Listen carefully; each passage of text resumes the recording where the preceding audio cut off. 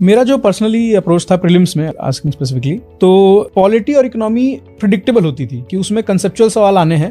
तो वहां पर अगर आपके कंसेप्ट्स क्लियर हैं, आपकी किताबें आपने पढ़ी हैं ढंग से, जो बेसिक बुक्स होती हैं, तो you would be able to make the most out of it. तो वहां मेरा एम ये रहता था कि एटलीस्ट 80-90% क्वेश्चन सही होने चाहिए because of the predictability.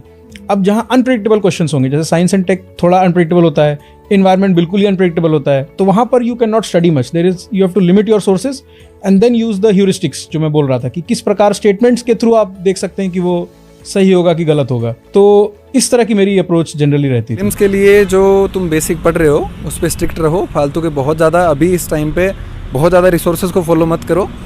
Current को वेटेज दो, मगर इतना भी नहीं कि करंट सारा दिन पढ़ते रहो।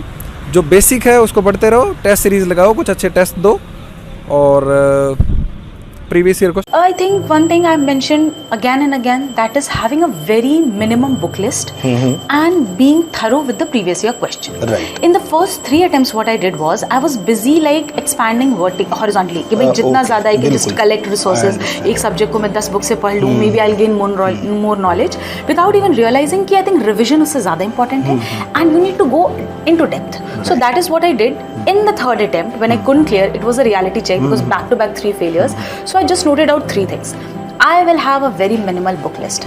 कुछ basic NCERTs, कुछ standard books. Right. Second, follow just one newspaper and not run back of so many of them, but follow them religiously, continuously. Right. Third, previous year question analysis. और ऐसा नहीं था कि अगर मैं प्रीलिम्स देने जानी तो मैं सिर्फ प्रीलिम्स के क्वेश्चन देख रही हूँ।